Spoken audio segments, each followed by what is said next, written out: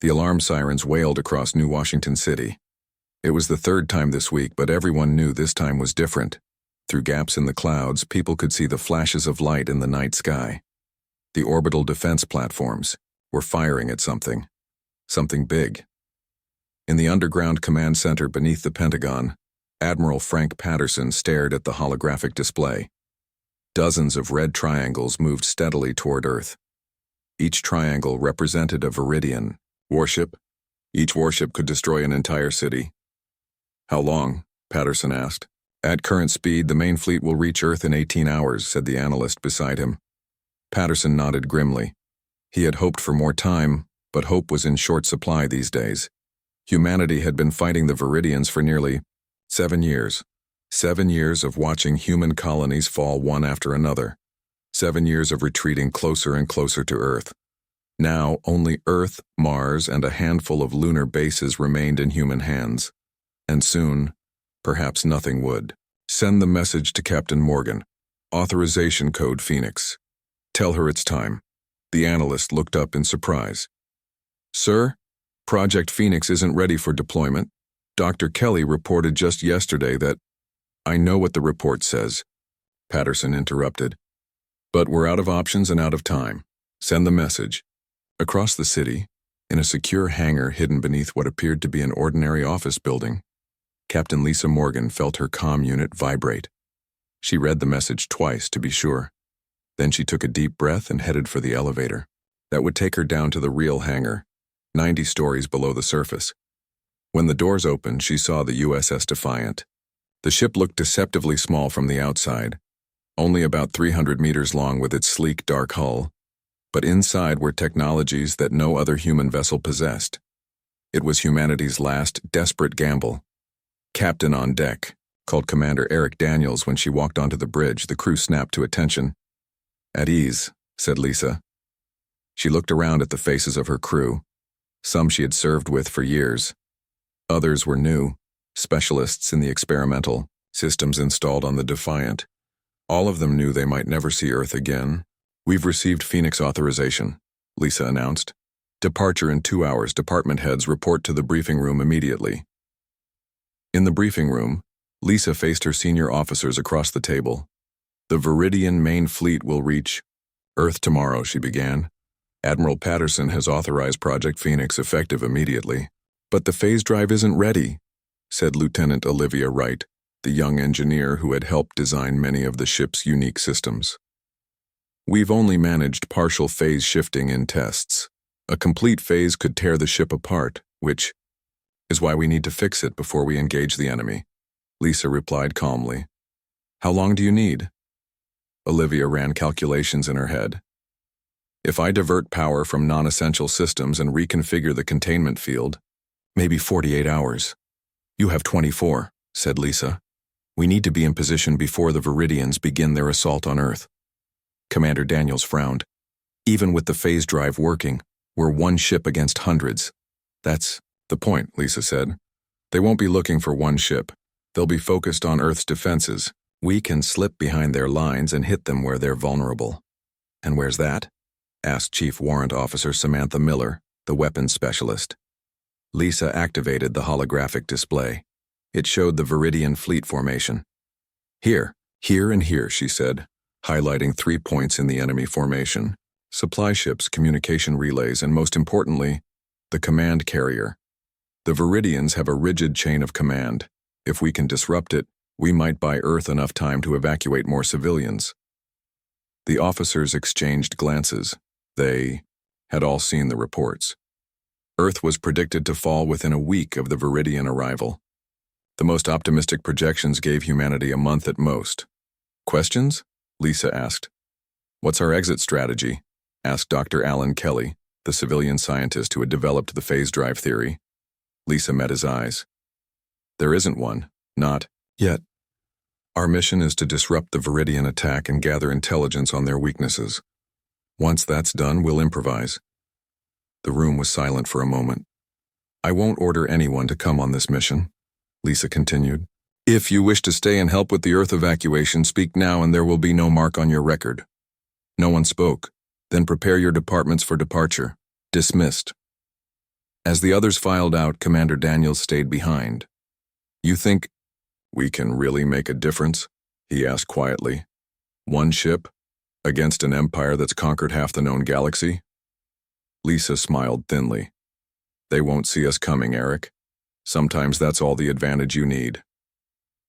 2 hours later, the Defiant rose silently from its underground hangar. Its stealth systems were already active, making it nearly invisible to conventional sensors. Lisa sat in the captain's chair, watching the night sky of Earth grow more distant on the view screen. Lieutenant Howard set course for Neptune. "Maximum stealth velocity," she ordered. "Course laid in, Captain," replied the young pilot. "Execute." The Defiant slipped away from Earth just as the first Viridian scout ships entered the outer solar system. At Neptune, hidden within the gas giant's stormy atmosphere, a secret research facility waited. It was humanity's most secure installation, where the final components for Project Phoenix had been developed. The Defiant docked with the station, and Lieutenant Wright immediately began working with the station's engineers to complete the phase drive modifications. On the station's observation deck, Lisa stood with Dr. Kelly, watching Neptune's swirling clouds through the reinforced windows. "You know, I never thought we'd have to use this technology so soon," said Kelly. "The phase drive was supposed to be the beginning of a new era of human exploration. And now it's a weapon," Lisa finished. "That's the story of human progress, isn't it? We build things to discover and end up using them to survive." A communications officer interrupted them. "Captain, we're receiving an emergency broadcast from Earth." On the main screen, Admiral Patterson's face appeared. He looked tired, but his voice was steady. "Captain Morgan, the Viridian fleet has bypassed our outer defenses faster than anticipated. They've delivered their ultimatum. Humanity has 24 hours to surrender unconditionally, or they begin planetary bombardment." Lisa's hands tightened on the railing. "Sir, the phase drive modifications aren't complete. Then you'll have to work faster," Patterson replied grimly. "Earth's defense forces will give you as much time as we can. Patterson out." Lisa turned to Dr. Kelly. "Tell Lieutenant Wright we've run out of time. The Defiant leaves in 12 hours, ready or not." As Neptune receded behind them, the crew of the Defiant prepared for what might be humanity's final battle. One ship against an empire. But sometimes, that's all you need to change everything. The USS Defiant moved silently through the darkness of space. Lieutenant Gregory Howard guided the ship with careful precision. At 26, he was the youngest pilot ever assigned to an experimental vessel. His hands moved steadily over the controls despite the fear he felt inside. "Approaching Viridian patrol route," Gregory announced.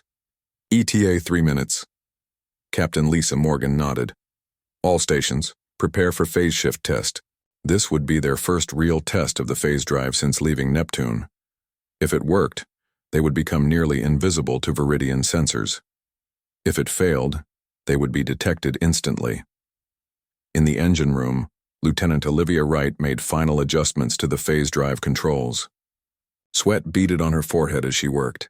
The technology was still experimental. During their hasty departure from Neptune, she had been forced to improvise several key components. "Engine room to bridge," Olivia called. "Phase drive is charged to 60% capacity. It's not ideal, but it's the best we can do right now." "Understood," Lisa replied. 60% will have to be enough." Commander Eric Daniels looked concerned. He leaned closer to Lisa and lowered his voice. "Captain, if the phase drive fails while we're in Viridian territory—" "I know the risks, Commander," Lisa said firmly. "We all do." The bridge fell silent as the ship continued toward the patrol route.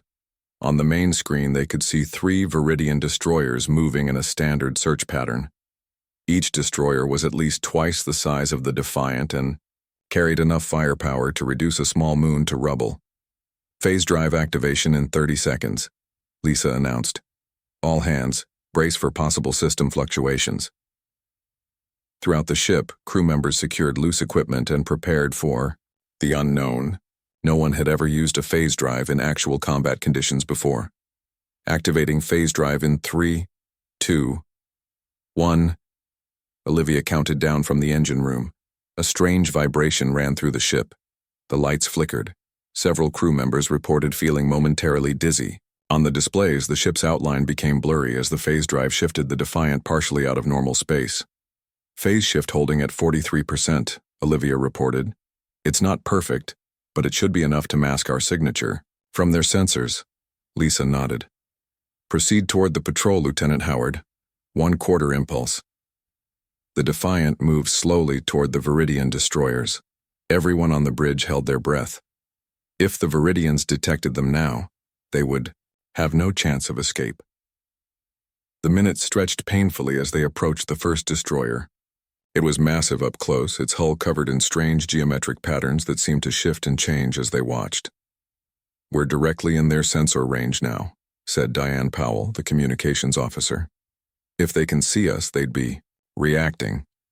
But the Viridian ships continued their patrol pattern, showing no sign that they had detected the human vessel sliding past them. Lisa allowed herself a small smile. Phase technology works, now let's see what they're protecting. Beyond the patrol, they discovered a massive Viridian supply convoy. Dozens of cargo vessels moved in formation, escorted by smaller warships. The supplies were clearly meant for the main fleet attacking Earth. Tactical analysis, Lisa ordered. Commander Daniels studied the sensor readings. Minimal defenses on the cargo ships themselves. They're relying on the escort vessels for protection. If we could get close enough, we could disrupt their supply line, Lisa finished, and slow down their assault on Earth. Chief Warrant Officer Samantha Miller had been quiet until now. As the ship's weapons specialist, she had spent years studying Viridian technology since they had destroyed her home colony of New Haven. The lead supply ship, Samantha said, pointing to the largest vessel in the convoy. That design indicates it's carrying fuel cells for their main fleet. If we can target that one specifically, it would create a chain reaction. Lisa considered this. A direct attack would reveal our presence. We need to maintain the element of surprise as long as possible. What if we don't attack directly? Suggested Dr. Alan Kelly, who had joined them on the bridge. The phase drive doesn't just hide us. In theory, it could also let us pass partially, through solid matter. The bridge went silent as everyone absorbed the implications. You're suggesting we phase partially through their shields, Lisa said slowly, and plant explosives directly on their hull. Dr. Kelly nodded. It's never been tested in combat, but yes, that's the idea. It's risky, Commander Daniels warned. If the phase drive fluctuates while we're passing through their shields, we'd be torn apart at the molecular level, Dr. Kelly finished. Yes, but if it works, we could cripple their supply line without revealing our full capabilities. Lisa made her decision. Prepare a boarding team, Commander Daniels. You're in charge of the ship while I'm gone. Captain, Eric protested. Regulations state that the commanding officer should not. This isn't a standard mission, Commander, Lisa interrupted. I need to see firsthand what we're dealing with. If the phase technology works as we hope, this could be our key to fighting back. The boarding team assembled in the airlock. Captain Morgan, Lieutenant Wright to monitor the phase technology, Chief Miller for weapons expertise, and 2 security officers. They wore specialized suits designed to maintain the phase effect around their bodies. The plan is simple, Lisa told them. We phase through their outer shields, place the charges on their main fuel storage section, then get out before they detect us. We have 10 minutes once we leave the ship. The small team moved out into space, each person surrounded by the shimmering field of the phase effect. They floated toward the massive Viridian supply ship, passing through its outer energy shield, as if it wasn't there. The surface of the alien vessel was unlike anything they had seen before. The hull seemed to pulse with internal energy, covered in flowing patterns that reminded Lisa of circuit boards or perhaps alien writing. This way, Samantha guided them, consulting her scanner. Fuel cells should be just ahead. They placed the charges carefully, setting the timers for 5 minutes. Just as they finished, Olivia's equipment began to beep urgently. Phase field is destabilizing, she warned. We need to get back to the ship now. They pushed off from the alien hull, racing, back toward the Defiant. Behind them, the first charge detonated prematurely. The explosion ripped through the Viridian ship, setting off secondary explosions as fuel cells ruptured. The entire convoy was thrown into chaos. "Move," Lisa ordered as they scrambled back through the airlock.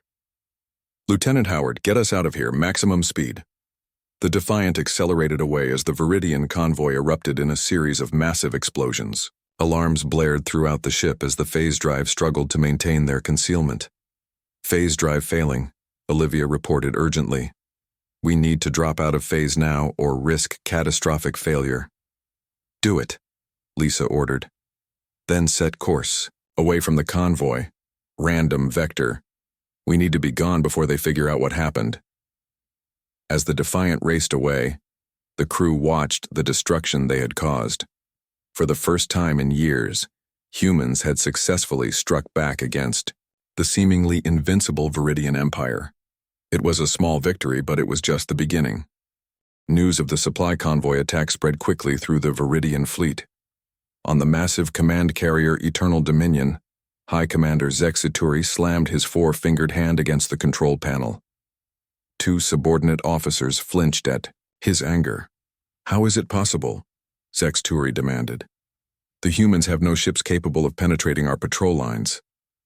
"Unknown, High Commander," said Subcommander Velanor, her voice calm despite her superior's rage. The convoy sensors detected no enemy vessels before the explosion. Scifistories' scaled skin darkened with fury. "Find the responsible ship. Destroy it. The timetable for Earth's conquest will not be delayed." "Yes, High Commander," Velanor replied, but she remained troubled. Something about this attack felt different from typical human tactics. Meanwhile, the USS Defiant limped away from the battlefield, its phase drive temporarily offline. The crew worked frantically to repair damage from their hasty escape. "Status report," Captain Lisa Morgan ordered as she entered the bridge. Commander Eric Daniels consulted his tablet.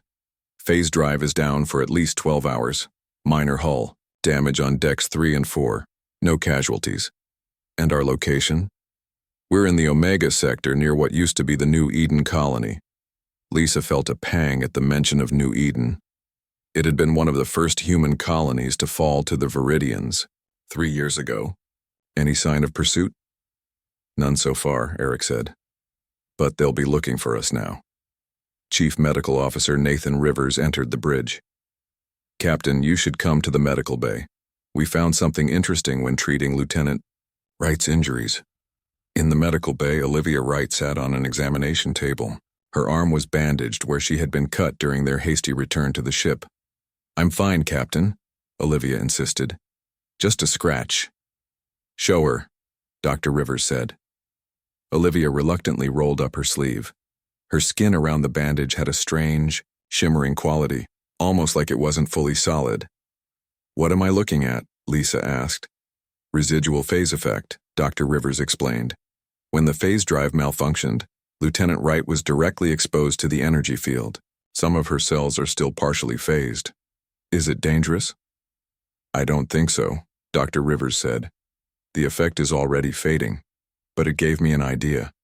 He showed Lisa a sample of Viridian metal they had collected during the mission. Under the microscope, it had a complex crystalline structure unlike any Earth material. "The Viridians use phase technology too, but differently from ours," Dr. Rivers said. "Their ships' hulls are partially phased at all times. It's what makes their shields so effective." Lisa looked up sharply. "You mean we've been accidentally using their own technology against them?" "Not exactly," Olivia said, joining the conversation. "Our approach is cruder but more flexible. They phase specific frequencies permanently. We phase across the entire spectrum temporarily." "Can we use this knowledge somehow?" Lisa asked. "Maybe," Olivia said thoughtfully. "If I can recalibrate our phase drive to match their specific frequency. We could bypass their defenses even more effectively," Lisa finished. "Or we could disrupt their phase frequency entirely," Olivia added, "potentially neutralizing their shield advantage."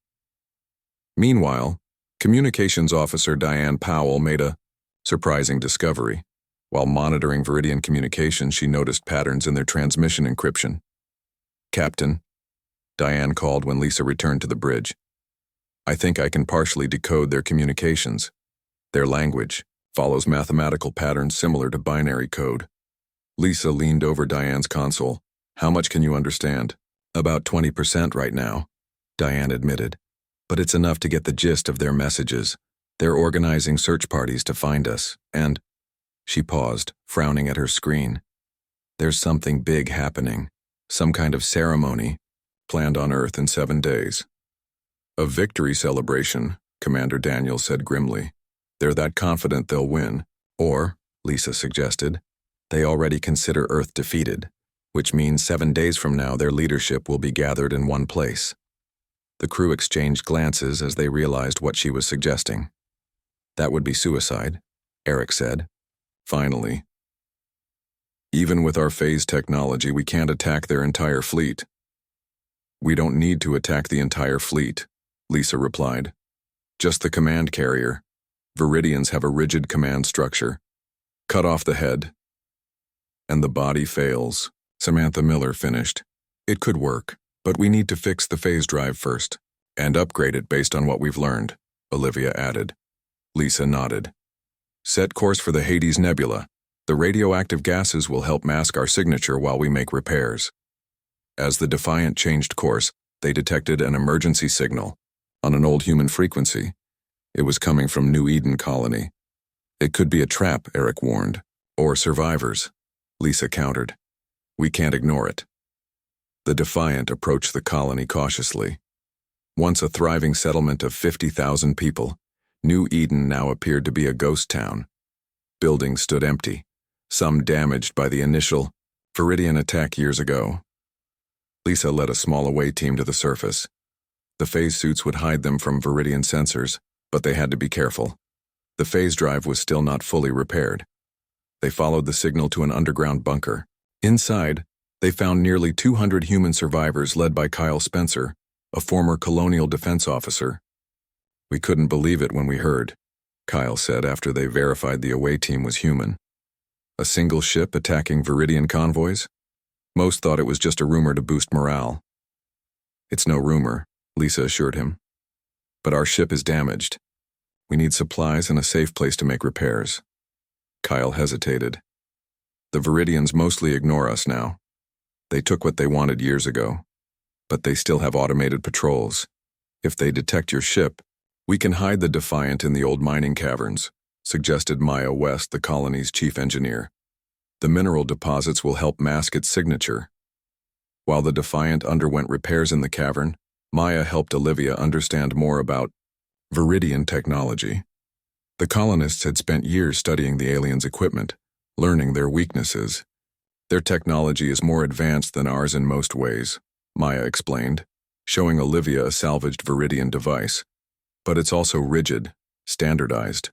They don't adapt well to unexpected situations, which is why our improvised phase drive threw them off, Olivia realized. They couldn't believe we'd attempt something so imperfect by their standards. Working together, Maya and Olivia made breakthroughs that neither could have achieved alone. They improved the phase drive beyond its original specifications, making it more stable and efficient. On the third day at New Eden, the colony's perimeter alarms sounded. A Viridian patrol had detected something unusual and was investigating. They haven't found the ship yet, Kyle reported. But they're getting closer. How long until the phase drive is ready? Lisa asked Olivia. We need at least 6 more hours, Olivia replied. Lisa made a difficult decision. Prepare the ship for emergency departure. We can't risk exposing the colony. If you leave now, the phase drive might fail completely, Maya warned. Then we'll use conventional engines, Lisa said. We can draw the Viridians away from New Eden. But Kyle had another idea. Or we can use this opportunity to steal something you'll need if you're really planning to attack their command carrier. He showed Lisa a map of the colony. Not far from their location was a small Viridian outpost guarding a communications relay. That relay contains their full command codes and fleet positions, Kyle explained. With that information, you could approach their command carrier without raising suspicion. It was risky, but potentially worth it. Lisa agreed to Kyle's plan. While the colony created a diversion, a small team from the Defiant would infiltrate the Viridian outpost. The fate of Earth might depend on what they found there. Night fell over the ruins of New Eden Colony. Captain Lisa Morgan, Lieutenant Olivia Wright, and Chief Samantha Miller crouched behind a fallen wall, watching the Viridian outpost. With them was Kyle Spencer, who knew the terrain better than anyone. "The relay station is in the central building," Kyle whispered, pointing to a tall structure with pulsing blue lights. "2 guards at the entrance, probably more inside." "Any automated defenses?" Samantha asked. "Motion sensors covering all approaches," Kyle replied. "But they're calibrated for normal physical matter." Lisa nodded. "Our phase suits should get us past those." Their plan was simple but dangerous. Kyle's people would create a diversion on the far side of the outpost. Meanwhile, the team from the Defiant would use their phase technology to slip inside and access the communications relay. "Remember, we need those command codes," Lisa reminded them. "Without them, we have no chance of getting close to their command carrier." The signal came 3 minutes later, a series of small explosions on the outpost's northern perimeter. As they had hoped, most of the Viridian guards rushed toward the disturbance. "Now," Lisa ordered. They activated their phase suits. The familiar tingling sensation spread across their skin as they shifted partially out of normal space. Moving carefully, they approached the outpost walls. The phase effect allowed them to pass through the solid barrier like ghosts. Inside, they found themselves in a storage area. Strange containers lined the walls, filled with equipment the humans didn't recognize. They moved quickly toward the central chamber. A lone Viridian technician sat at a control panel, his back to them.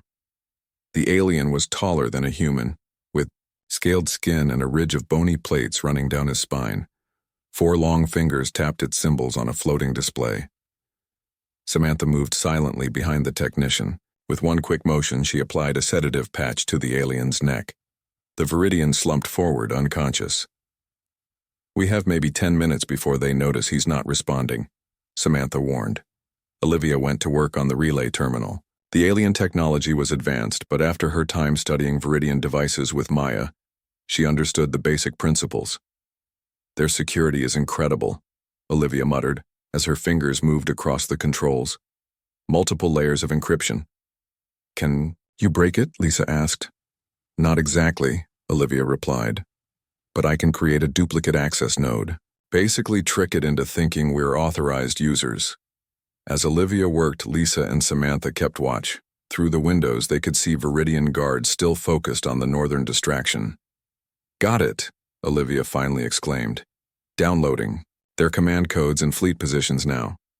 The alien terminal pulsed with light as data transferred to their portable device. But just as they were finishing, an alarm began to sound. They found the technician at the north entrance, Kyle, warned through their communicators.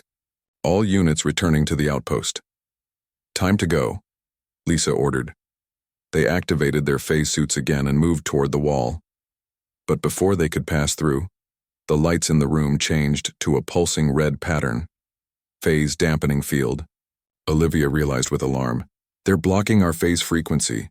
Can we adjust?" Lisa asked quickly. "Not without the equipment on the ship," Olivia replied. "We're trapped in normal space until we get out of range." They would have to fight their way out. Samantha handed out the weapons they had brought, small but powerful pulse pistols developed from captured Viridian technology. "New plan," Lisa said. "We head for the south exit. Kyle, can your people create another distraction there?" "On it," Kyle confirmed. "Give us 2 minutes." Those 2 minutes felt like hours as they hid in a side room, listening to Viridian search parties moving through the outpost. Finally, they heard a series of explosions from the south side. "Now!" Lisa ordered. They rushed through the corridors, firing at any Viridian who got in their way. The aliens were tough, but clearly surprised by the direct assault. They burst through the south entrance into the night air. A group of colonists provided covering fire as they ran toward the rendezvous point. "The dampening field ends 50 meters past the perimeter," Olivia reported, checking her scanner. They sprinted across open ground, pulse blasts from Viridian weapons striking all around them. Kyle was hit in the shoulder but kept running. Once, beyond the dampening field, they activated their phase suits again. The pursuing Viridians were confused when their targets suddenly became translucent and harder to hit. They made it back to the hidden cave, where the Defiant waited. Commander Eric Daniels had the engines running and ready for immediate departure. "We need to leave now," Lisa ordered as they rushed aboard. "The Viridians will trace us here soon." "What about the colonists?" Eric asked. "They're falling back to their secondary bunkers," Kyle explained, wincing as Dr. Rivers treated his shoulder. "They've survived this long. They know how to disappear." The Defiant rose from its hiding place, phase drive engaged to minimum capacity to mask their departure. Behind them, Viridian search parties converged on the mining cavern, but found nothing. In the ship's conference room, Olivia connected their stolen data to the main computer. A holographic display showed Viridian fleet positions throughout the sector. "Look at this," she said, highlighting one particular formation. "Their command carrier is already on its way to Earth ahead of schedule." "How long until it arrives?" Lisa asked. 3 days, Olivia replied. "Not 7 as we thought." Everyone fell silent, absorbing this news. Their timetable had just been cut in half. "And the command codes?" Lisa asked. "We got them," Olivia confirmed. "With these, we can transmit signals that their ships will recognize as friendly. It won't fool them for long in direct communication, but it should get us close enough." Lisa studied the fleet positions. "Their command carrier will have the heaviest defenses in the fleet. Even with our phase technology and these codes approaching, it will be extremely dangerous." "What's the alternative?" Eric asked. "Let Earth fall?" "No," Lisa replied firmly. "We stick to the plan, but we need to refine it." She turned to Maya West, who had joined the Defiant's crew to continue working with Olivia on the phase drive improvements. "You said Viridian technology is standardized," Lisa said. "Does that include their command ships?" Maya nodded. "Yes, they value consistency above all else. Their ships follow the same design patterns regardless of size." "Then we need to identify their weak points," Lisa decided. "Commander Daniels, plot a course that will intercept the command carrier before it reaches Earth. Lieutenant Wright, work with Maya to maximize our phase drive efficiency. We'll only get one shot at this." As the Defiant accelerated away from New Eden, High Commander Zexaturi received word of the attack on the outpost. "Humans," he growled, "always causing minor irritations." "This is the 3rd incident this week, High Commander," Sub-Commander Velanur pointed out, "always using similar tactics, always targeting our communication systems." "What are you suggesting?" Zexaturi demanded. "These are not random resistance attacks," Velanur said carefully. "They show coordination, purpose. I believe these humans are planning something significant." Zexaturi dismissed her concerns with a wave of his hand. "Nothing the humans can do will stop our victory celebration. In 3 days we will stand on the ruins of their homeworld and declare the Viridian Empire supreme." But as he turned away, Velanur continued to study the pattern of attacks. Something was coming. She could sense it, and unlike her commander, she would be prepared. The Viridian command carrier Eternal Dominion moved through space like a floating city. At 5 miles long, it was the largest ship in the alien fleet. Its sleek hull glowed with strange energy patterns as it led the armada toward Earth. Victory was only hours away. On the bridge, High Commander Zexaturi watched the blue planet growing larger on the main screen. Soon it would join the long list of worlds conquered by the Viridian Empire. "Send the final surrender demand," he ordered. "Tell the humans they have 1 hour to lower all defenses. After that, we begin planetary bombardment." Nearby, Sub-Commander Velanur monitored the sensor readings. Something didn't feel right. The human defenses seemed too weak, too scattered. Where was their main fleet? "High Commander," she said carefully, "I recommend we delay the attack until we complete another sensor sweep of the system." Zexaturi made a sound of irritation. "Your caution grows tiresome, Sub-Commander. The humans are defeated. They simply haven't accepted it yet." "Yes, High Commander," Velanur replied, but she continued to scan for anomalies. Far behind the Viridian Armada, the USS Defiant emerged from its phase shift. The small human warship had followed the alien fleet at a distance hidden by its advanced technology. Now they prepared for their final mission. "Status report," Captain Lisa Morgan ordered. Phase drive at 93% capacity, Lieutenant Olivia Wright reported. The modifications are holding stable. Weapons ready, Chief Samantha Miller confirmed. The new phase-shifting torpedoes are loaded and armed. Commander Eric Daniels looked at the tactical display showing the massive Viridian fleet ahead of them. Even with our phase technology and their command codes, getting close to the command carrier will be extremely difficult. That's why we're not going to try to get close, Lisa said. We're going inside. She brought up the schematic of the Viridian command carrier that they had pieced together from stolen data and Maya West's knowledge. We've identified 3 critical systems, Lisa explained.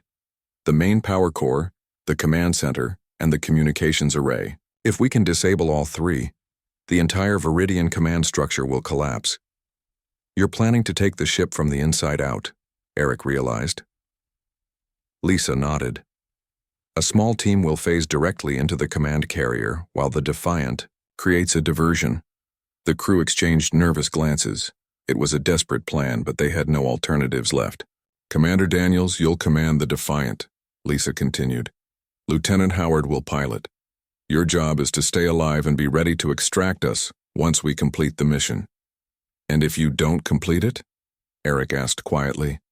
Then make sure Earth knows what we tried to do, Lisa replied.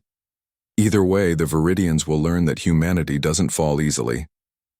The boarding team assembled in the transport bay. Captain Morgan, Lieutenant Wright to handle the phase technology, Chief Miller for weapons, and Dr. Rivers with equipment to analyze Viridian systems. The plan is simple, Lisa told them. We phase onto the command carrier using their own command codes to mask our approach. Once inside, we split into 2 teams. Olivia and I will target the power core. Samantha and Nathan will disable the communications array. We then regroup and head for the command center. We have approximately 40 minutes before they detect our presence, Olivia added.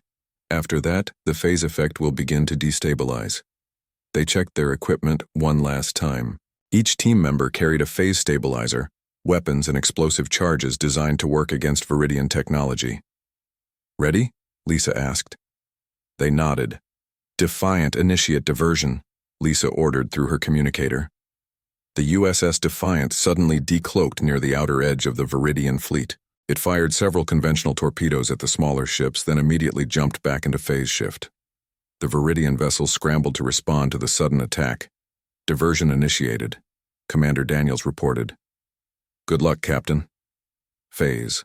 Transport in 3, 2, 1. Olivia counted down. The world around them shimmered and dissolved.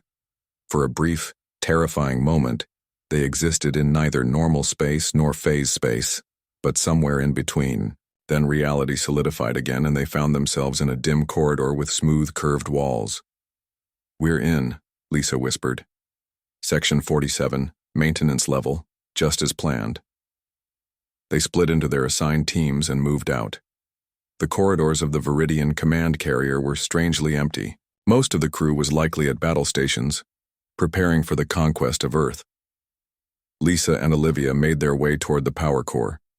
They had to phase through several security barriers, each time adjusting their frequency to match the Viridian systems. The power core should be just ahead, Olivia said, checking her scanner. They entered a massive chamber dominated by a swirling column of energy. The Viridian power core pulsed with colors humans had no names for, shifting and changing, in hypnotic patterns. It's beautiful, Olivia whispered despite herself. And deadly, Lisa reminded her. Set the charges while I keep watch.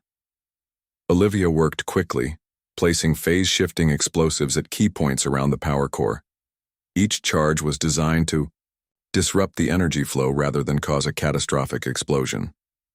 Meanwhile, Samantha and Nathan reached the communications array. Unlike the power core, this area was staffed with Viridian technicians.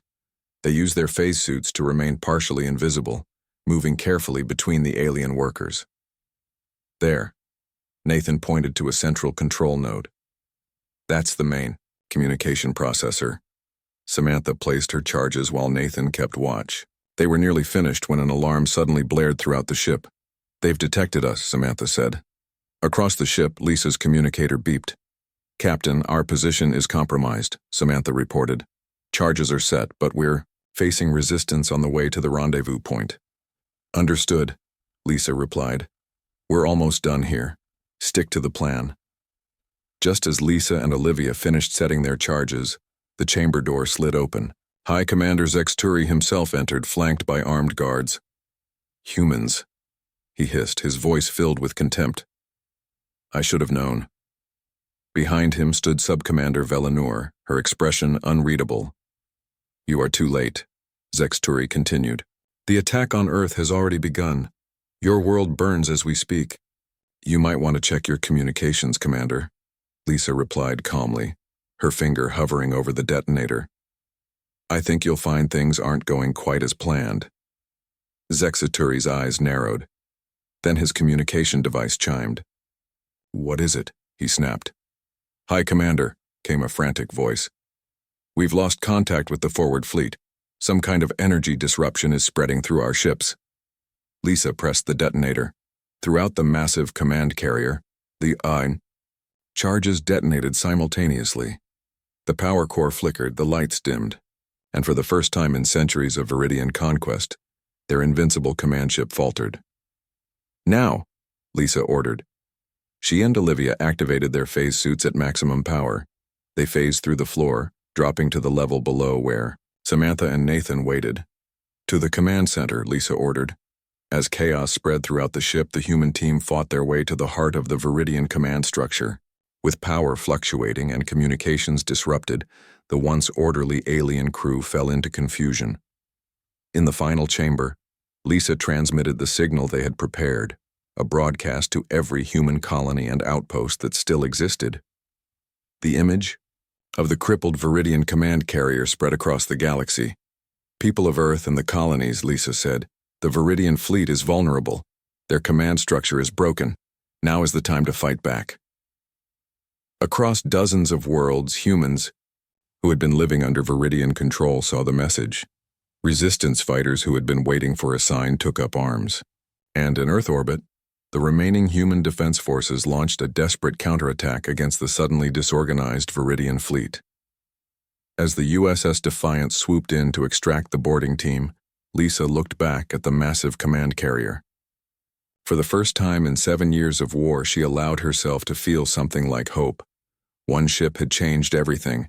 The tide had turned. The battle for humanity's survival had only just begun, but now they had a fighting chance. And sometimes, that was all you needed.